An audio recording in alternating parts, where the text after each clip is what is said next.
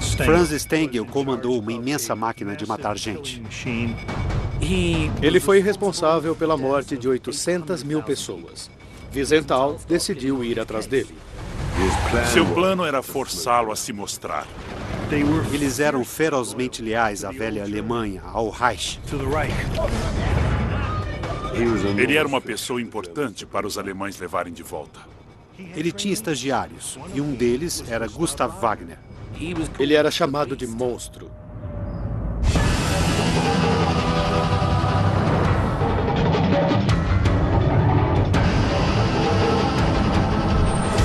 Caçadores de nazistas na América Latina, Franz Stengel e Gustav Wagner.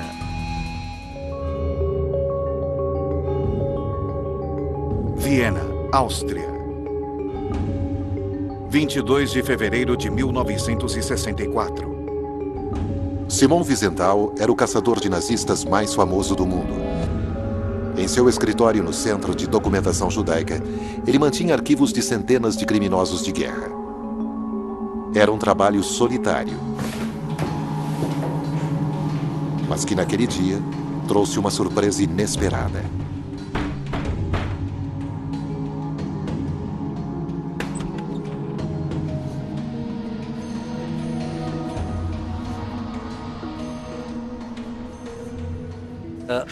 Um bêbado apareceu no escritório dele e disse: "Se me der $7.000, digo onde pode encontrar Franz Stengel."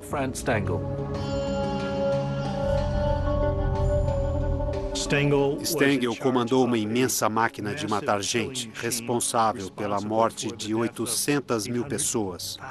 Isso é assassinato em massa. Wiesenthal ficou intrigado. Franz Stengel estava no topo da lista de criminosos de guerra procurados, mas ele achou aquela estranha oferta suspeita. Stengel era um monstro, mas Wiesenthal não tinha tanta certeza se podia confiar naquele homem. Wiesenthal fez então um acordo com o estranho, que só seria selado após a captura de Stengel.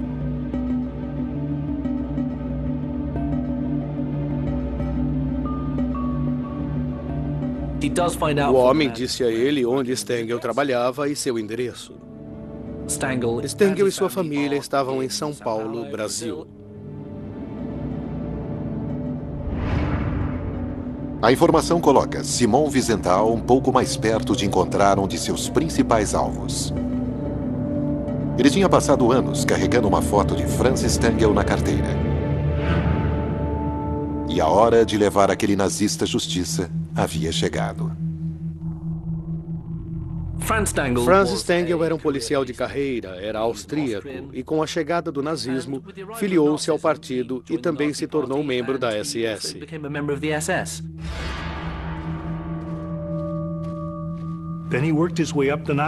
Ele conseguiu subir dentro do partido nazista e foi selecionado para um programa especial na Áustria, no castelo Hartheim. Ele participou do programa T4, onde deficientes físicos ou mentais eram mortos com gás por serem Untermenschen, ou seja, seres inferiores. Era uma escola de treinamento para assassinos em massa. Eram cuidadosamente preparados. Você conseguiria ficar ali e ver gente tomando injeções letais? Conseguiria ficar ali e ver 150 pessoas sendo mortas na câmara de gás? Stengel gostava de matar pessoas em Hartheim. Acreditava apaixonadamente nas teorias de Hitler, de raça e superioridade dos arianos. Himmler, que era o chefe da SS, o selecionou pessoalmente para supervisionar o castelo. Indicou Stengel para aquele posto por saber que ele era capaz. Quando terminaram, haviam assassinado cerca de 30 mil pessoas. São Paulo, Brasil.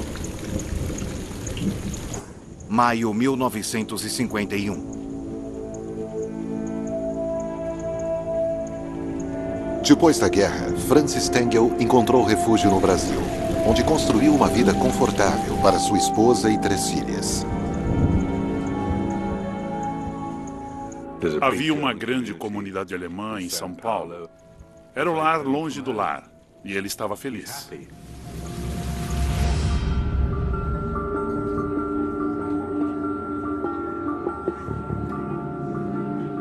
Eles tinham Wurst e Wiener Schnitzels.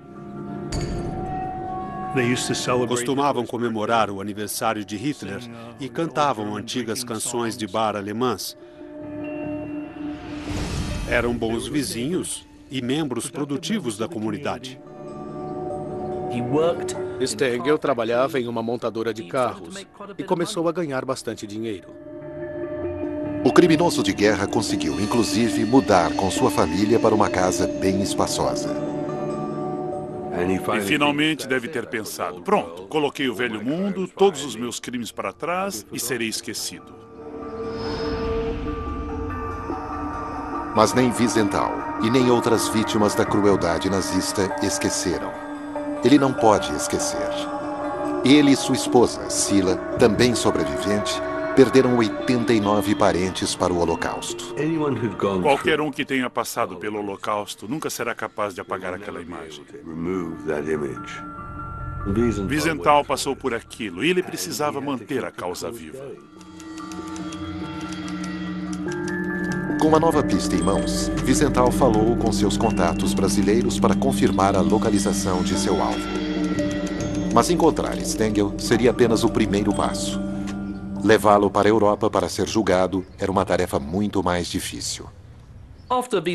Depois que Wiesenthal descobriu Stengel, ele não queria simplesmente envolver brasileiros e tentar uma extradição, pois sabia que o caso vazaria e o nazista fugiria.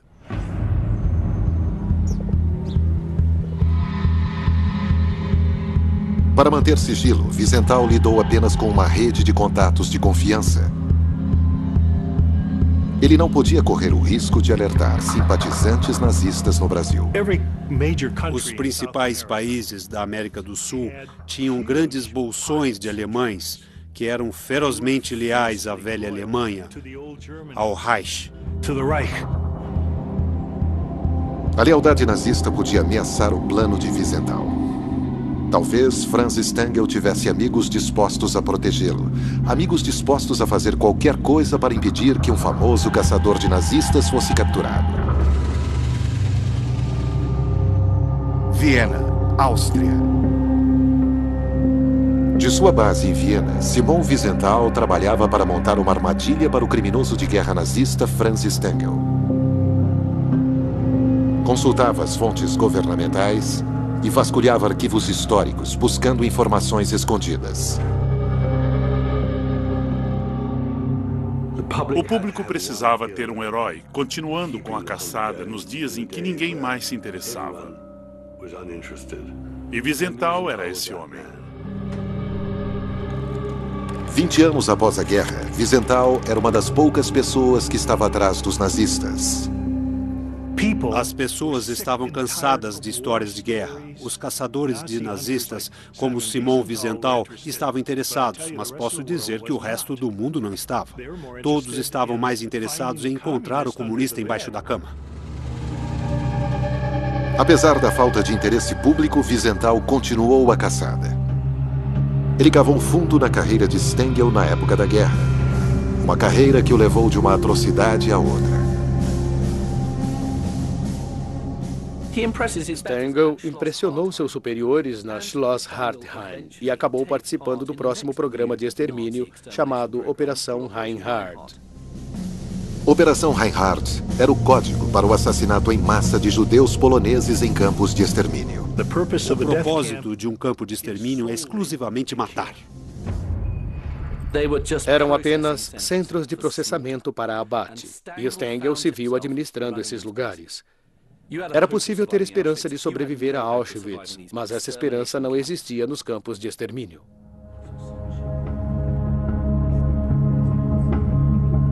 Apenas algumas pessoas escaparam. Wiesenthal localizou algumas delas, que, como testemunhas do genocídio, expuseram os bastidores da operação de matança nazista e o papel central de Stengel. Os judeus eram transportados em trens pelos descampados daquela região da Polônia e chegavam numa estação no meio do nada. A estação tinha flores, um relógio e um quadro de horários. E se você fosse um judeu saindo daquela viagem tortuosa e horrível de Varsóvia, pensaria que as coisas voltariam ao normal, que talvez as coisas não fossem tão ruins assim. Mas havia Franz Stengel. Ele era o responsável pelo processamento. Vestia-se de forma impecável, de avental branco, luvas brancas, calças perfeitamente passadas e sapatos lustrados. Atrás da estação havia a cena de total horror.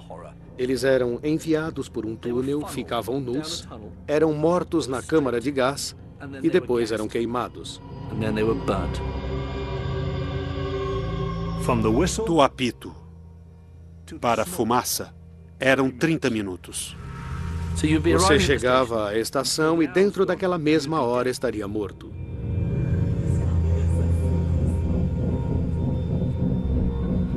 Wiesenthal havia prometido que jamais desistiria de caçar o ex-comandante do acampamento. Queria que houvesse justiça.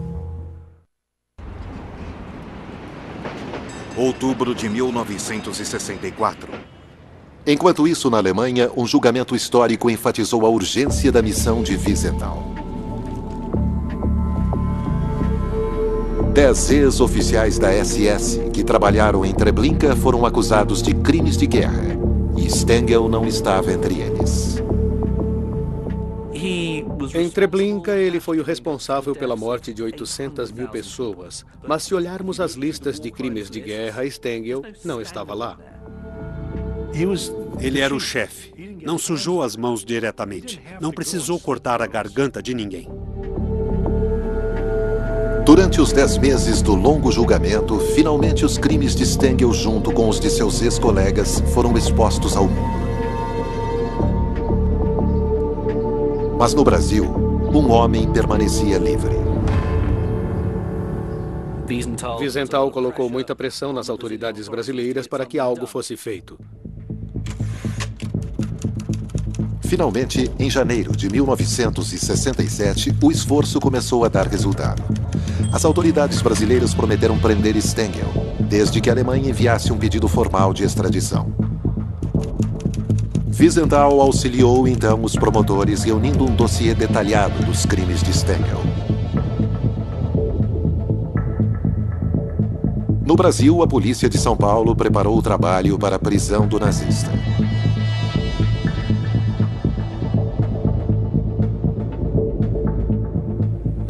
Eles mapearam a área e viram o que precisavam fazer. Sua missão era ficar de tocaia na casa. Assim, observaram a família, tentando descobrir a que horas Stengel voltava para casa.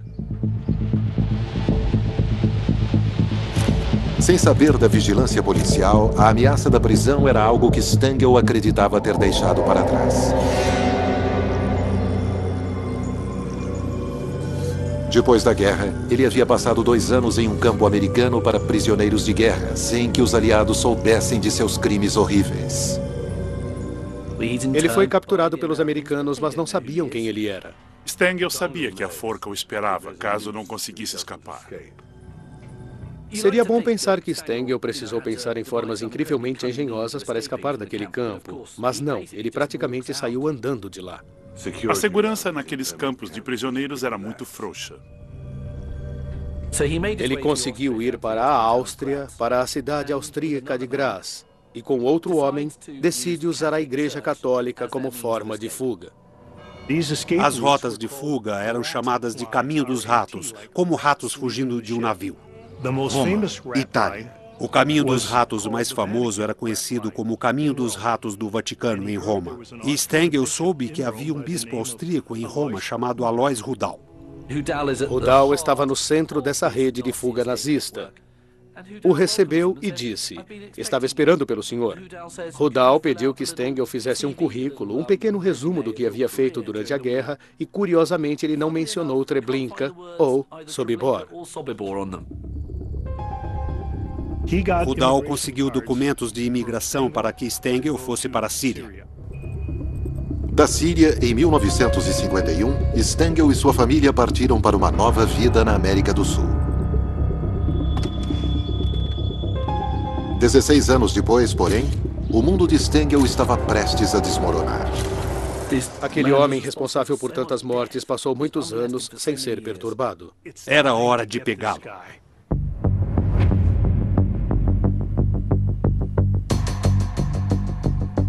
Em fevereiro de 1967, a polícia de São Paulo fez os preparativos para capturar o ex-comandante do campo de extermínio nazista Franz Stengel.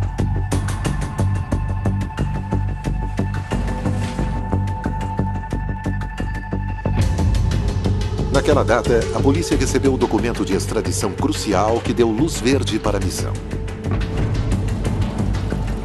28 de fevereiro de 1967. Para Stengel, era um dia como qualquer outro. Voltou do trabalho e decidiu tomar uma cerveja com sua filha num bar perto de sua casa.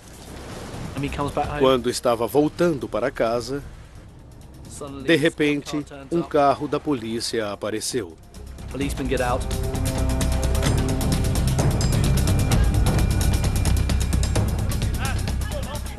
Não houve reação. Não havia a menor chance de ele fugir.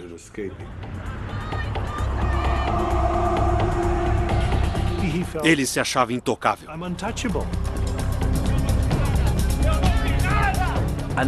Os policiais literalmente jogaram Stengel no banco traseiro enquanto sua filha gritava.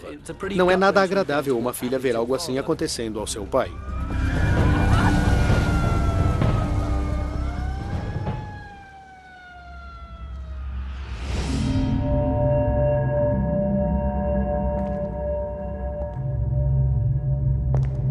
A polícia levou Stengel para a prisão para esperar a extradição. A 11 mil quilômetros dali, em Viena, o que Simon Wiesenthal não imaginava era que a captura de Stengel iria colocá-lo na trilha de outro grande criminoso de guerra. Ao ser interrogado, o ex-comandante do campo de extermínio insistiu que estava apenas seguindo ordens superiores. Uma das desculpas mais banais que esses criminosos de guerra nazistas davam era: estava seguindo ordens. Diziam também: não vou me dobrar e admitir que fiz algo errado, porque não fiz nada errado. Ele não teve a menor bravura moral para dizer aos seus superiores: não acho isso certo e não quero participar disso. Stengel foi uma daquelas pessoas sem as quais o nazismo não poderia ter funcionado.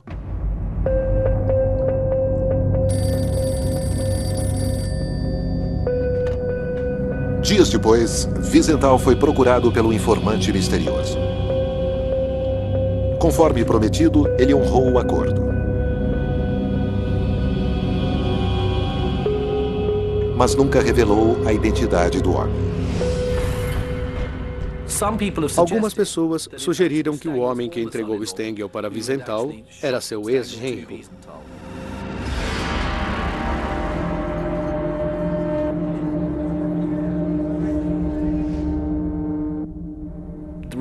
O motivo para essa suspeita era que eles tiveram uma briga muito feia e ele havia se divorciado da filha de Stengel.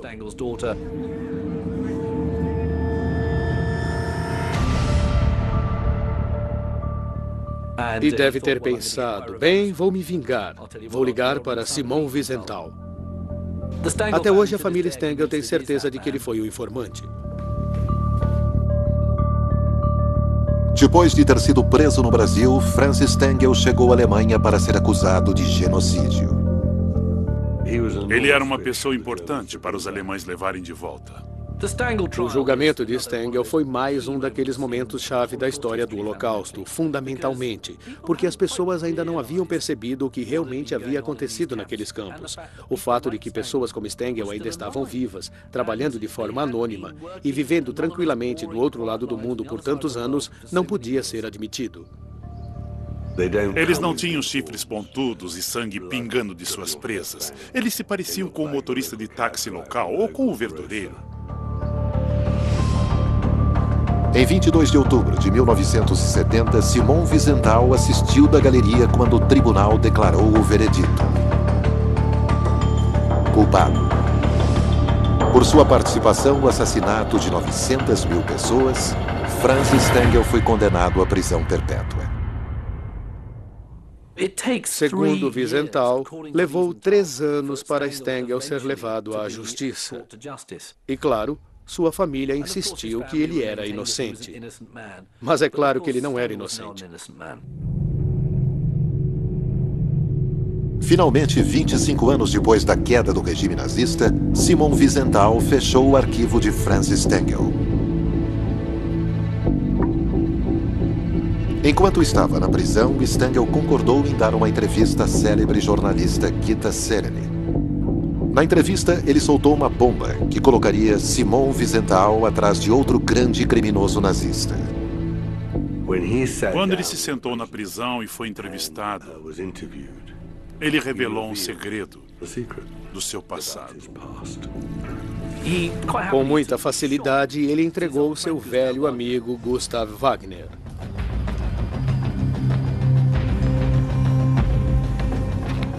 E revelou que Wagner também estava vivendo em São Paulo. O lema da SS era: minha honra é a lealdade. Mas quando eles eram pegos e a coisa ficava preta, um delatava o outro. No centro de extermínio no castelo de Hartheim, as habilidades especiais de Stengel fizeram dele um excelente professor. Ele tinha estagiários e um deles era Gustav Wagner. Gradualmente, as pessoas como Wagner, que foram apresentadas a essa máquina de extermínio, eram testadas. Wagner passou no teste. Ele era um bom aluno. Gostava de matar.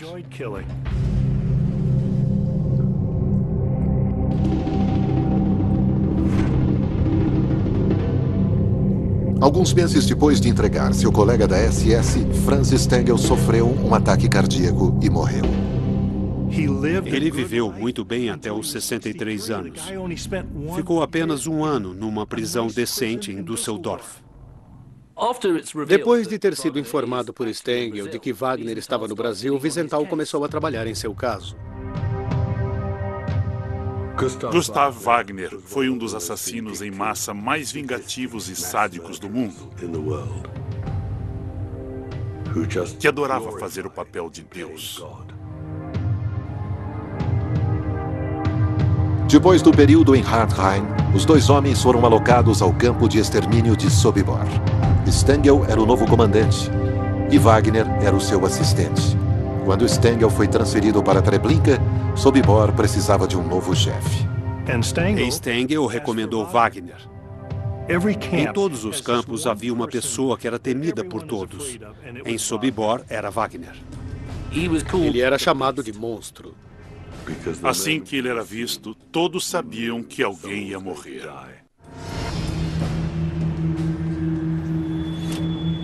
Em 1971.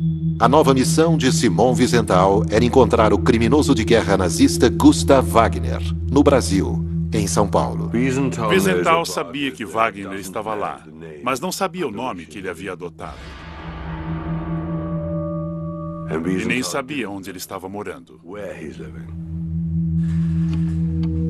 Wiesenthal pediu que seus contatos encontrassem Wagner, mas eles voltaram de mãos vazias.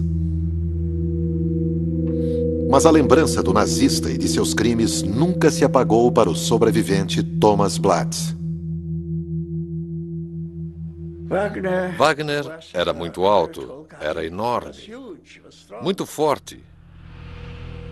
Se o visse a 200 metros, eu já começava a tremer. Era o maior assassino em Sobibor. Ele era terrível, um sádico.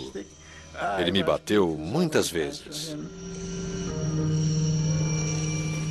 O principal truque dele era conseguir matar pai e filho com uma só bala. E então forçava pai e filho a juntarem a cabeça. Ele descobriu uma mulher que havia contrabandeado seu bebê num saco para o campo. Ele trouxe então o bebê e a mãe para fora, fez a mãe se ajoelhar e atirou primeiro no bebê. Desculpe. Sinto muito. E depois atirou nela. Ele havia assassinado mais de 200.000 pessoas. Como seu mentor Franz Stengel, Wagner enganou os aliados depois da guerra. Voltou para casa na Áustria. Ele ainda estava lá quando Stengel apareceu procurando pelo caminho dos gatos. Stengel estava andando por ali e, de repente, ouviu um chamado vindo de um prédio. Ouviu: "Oi, Franz." E quem era? Seu velho amigo Gustav Wagner. Roma, Itália. Eles decidiram então que iam tentar começar uma vida nova no exterior.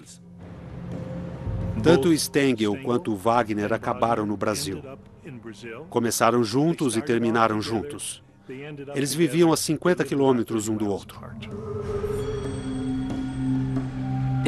Dá até um arrepio pensar que quando esses nazistas viviam escondidos ou em suas novas vidas, mantinham amizade. Eichmann e Mengele se encontraram algumas vezes no ABC Café em Buenos Aires. E com Stengel e Wagner aconteceu o mesmo. De vez em quando eles se encontravam para beber alguma coisa. É terrível pensar sobre o que conversavam. São Paulo, Brasil. Ele passou a fazer parte da comunidade alemã nos arredores de São Paulo. Casou-se com uma mulher da cidade que já tinha filhos. Ficou com a mulher até que ela morresse e ficou sozinho.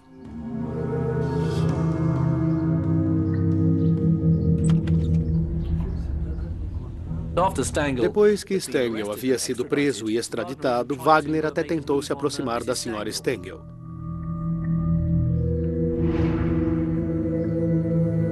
Simon Wiesenthal ainda não sabia onde Gustav Wagner estava escondido. As pistas esfriaram. Viena, Áustria. E assim permaneceram por 7 anos. Abril de 1978. Finalmente, Wiesenthal encontrou uma nova pista. Um artigo de jornal descrevendo uma estranha comemoração num hotel no Brasil. Uma festa de aniversário para Hitler. Será que um nazista leal como Gustav Wagner estaria na lista? Os jornalistas que estavam por trás da história enviaram fotos tiradas no local para Wiesenthal. Rio de Janeiro, Brasil.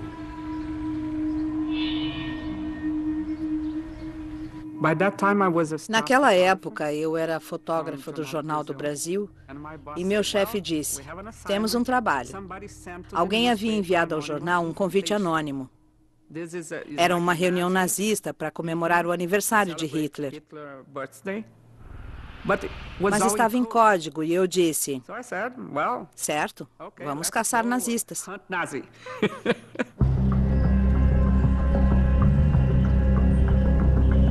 Cíntia foi com a repórter do jornal e o marido dela.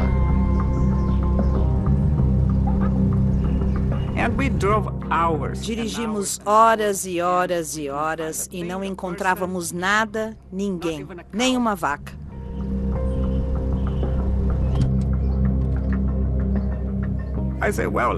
Eu disse: "Então vamos parar e comer algo." Paramos no Hotel Till e como nós três parecíamos bem alemães, ninguém diria: "Eles são brasileiros, são jornalistas." Fomos para o restaurante e havia uma cristaleira. Comecei a olhar e disse: "Ah, meu Deus, não é possível."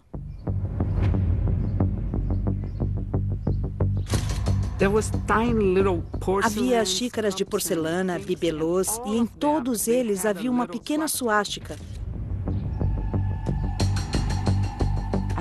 Eu disse: "Meu Deus do céu, estamos aqui."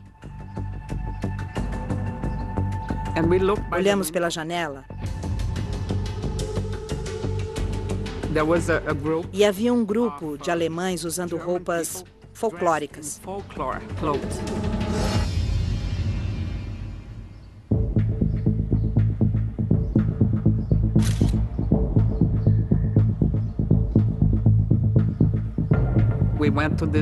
Fomos para uma área nos fundos onde eles estavam. Tentei colocar a repórter e o marido em um ângulo que pareceria que estava tirando foto deles, mas, na verdade, estava focando o grupo.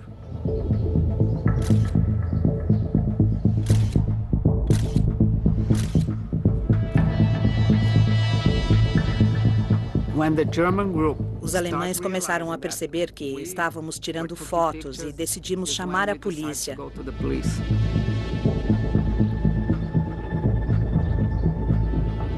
Foi muito assustador.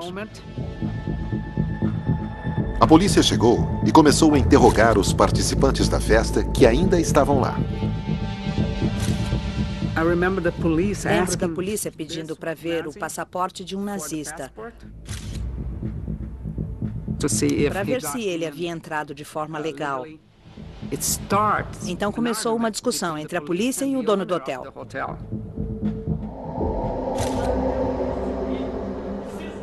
Havia um convidado bravo e provocador.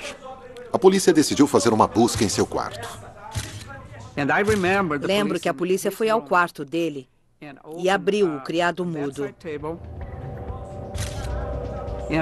E havia uma arma ali, carregada, e uma caixa de munição. Isto significava que ele não estava ali para se divertir. Quando a polícia encontrou a arma, o homem ficou descontrolado. E o dono do hotel ficou berrando. Ele começou a correr atrás de nós.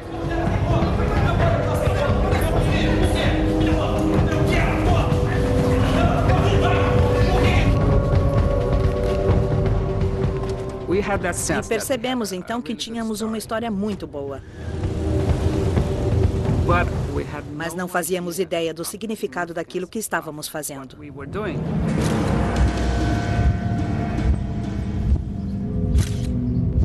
Os jornalistas brasileiros haviam dado de cara com uma estranha festa para Hitler. As extraordinárias fotos foram exibidas no mundo todo.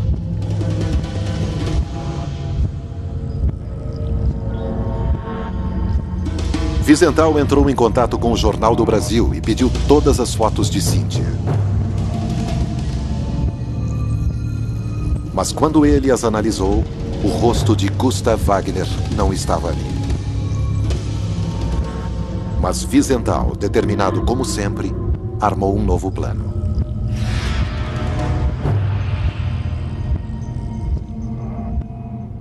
Ele tinha medo de que Wagner pudesse perceber algo e fugisse.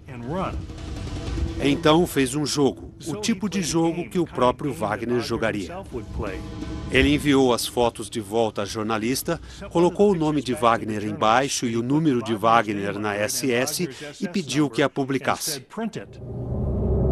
O jornal brasileiro publicou uma matéria detalhando os crimes de guerra de Wagner. Wiesenthal anunciou ao mundo que um determinado homem naquela fotografia era Gustav Wagner, o procurado assassino de Sobibor, e que ele devia ser preso. Quando Wiesenthal fez aquela declaração, ele sabia que não era Wagner, mas seu plano era forçá-lo a se mostrar. A matéria deixou Wagner preocupado e perplexo. Seu registro de crimes de guerra havia sido exposto para o mundo todo, mas o rosto na fotografia não era o dele.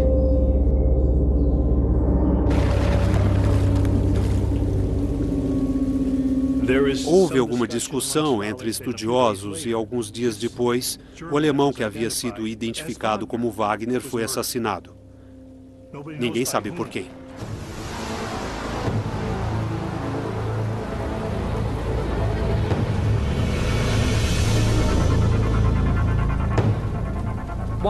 Uma teoria é que, na verdade, os nazistas se viraram contra si mesmos e, sabendo que Wagner seria levado à justiça, ele provavelmente entregaria algum deles também. Por precaução, talvez tenha sido morto por um de seus colegas nazistas.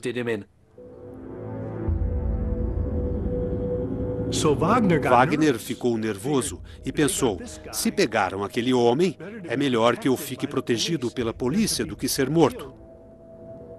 Então ele se entregou à polícia.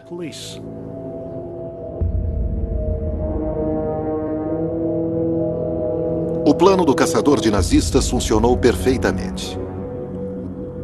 Wagner admitiu ter estado em Sobibor, embora negasse qualquer envolvimento nas atrocidades. A polícia podia ver que ele não era o nazista nas fotos.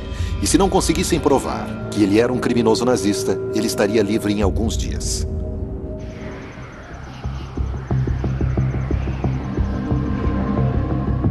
Mas uma incrível coincidência mudou tudo. Uma coincidência envolvendo um dos poucos sobreviventes de Sobibor, Shlomo Smasner. Senhor Gustavo, o senhor é mesmo o homem que foi julgado em Nuremberg e condenado? Um dia, Shlomo, que estava vivendo no Brasil, estava assistindo TV à noite e mostraram uma imagem de Gustav Wagner. Shlomo explodiu.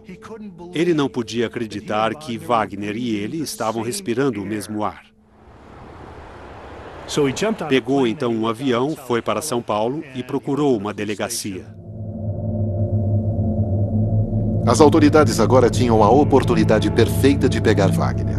A polícia de São Paulo conseguiu reunir a antiga vítima e seu carrasco. Este homem está dizendo que o senhor era o chefe do campo de concentração. Não, isso não é verdade. Chefe foi Stangl. Stangl? Franz Stangl. Agora, chefe, Spitz, era Oberscharführer Gustav Wagner. Ele fala... Ele sequer sonhava com aquela situação, que um dos poucos sobreviventes de Sobibor estaria na mesma cidade depondo contra ele. Vocês matavam, fuzilavam, rebentavam, faziam o que queria e ninguém. Você hoje, depois de 36 anos, seja um pouco de macho, homem. Quando Wagner disse a Shlomo, devia me agradecer por tê-lo deixado viver. Aquela foi a admissão de culpa mais incrível.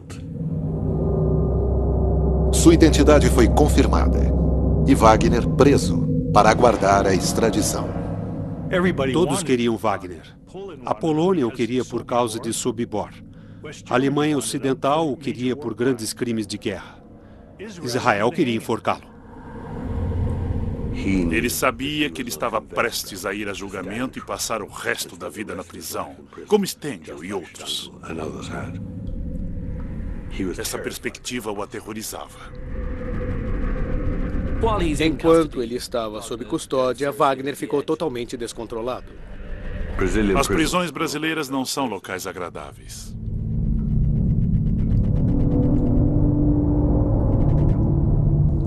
Duas semanas depois de ser preso, Wagner tentou o suicídio. Ele nunca foi estável para começo de conversa e com toda aquela pressão pensava em suicídio. Ele ameaçou se matar. Ficou preso no hospital penitenciário em Brasília.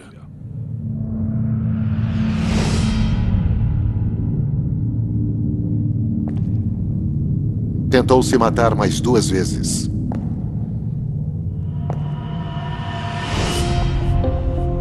O destino de Wagner dependia do Supremo Tribunal Federal Brasileiro. Sua vida nunca mais seria a mesma.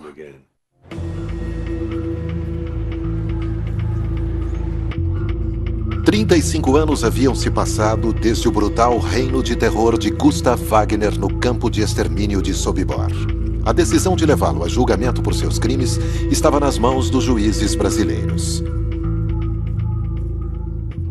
O Supremo Tribunal Federal Brasileiro, por alguma razão técnica, decidiu não permitir a extradição de Gustav Wagner.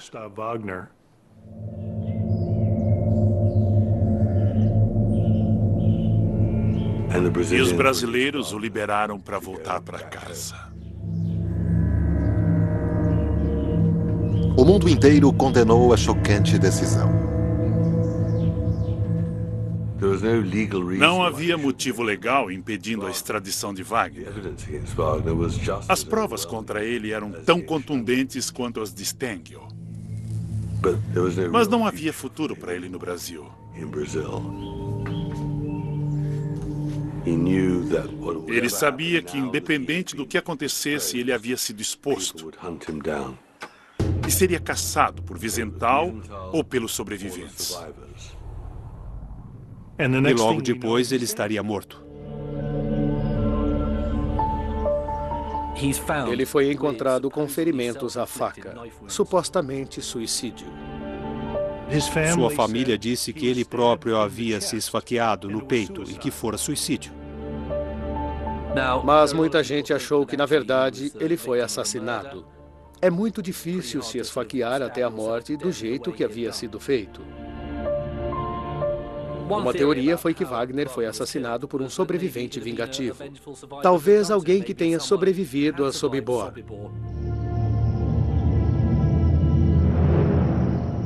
O perseguiu e acabou por matá-lo.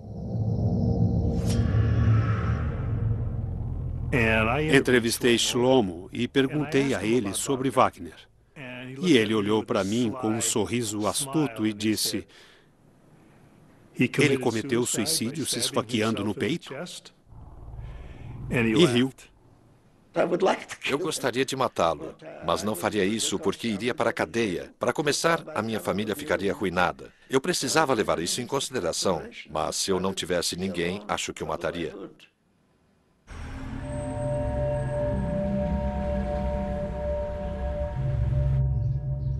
Wagner escapou da justiça. Ele deveria ter sido julgado e ficado muito tempo preso. Ele aproveitou muitos anos de uma vida feliz no Brasil que não deveria ter podido aproveitar.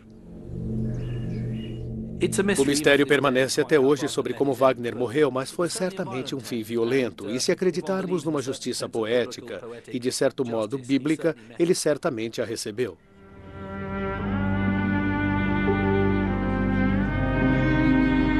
Simon Wiesenthal, o caçador de nazistas mais famoso da história, foi responsável por levar centenas de nazistas à justiça. Poucos foram tão importantes quanto Franz Stangl e Gustav Wagner. Juntos, Stangl e Wagner carregam mais de 1 milhão de vidas em sua consciência. Foi graças a Wiesenthal e à pressão que ele exerceu que homens como Stangl e Wagner encontrassem seu destino. Ele se transformou num símbolo da caça aos nazistas, quando todo mundo havia esquecido aquele assunto. Em 2004, a Grã-Bretanha concedeu a Wiesenthal o título de Cavaleiro por suas extraordinárias conquistas. Ele morreu em 2005, aos 96 anos, vivendo mais que muitos dos criminosos nazistas que ele caçou. A satisfação dele foi que agora o mundo sabia. Versão Marshmallow São Paulo. Tabu América Latina está de volta com novos episódios. Estreia exclusiva no próximo domingo às 22 horas no melhor do Nat Geo.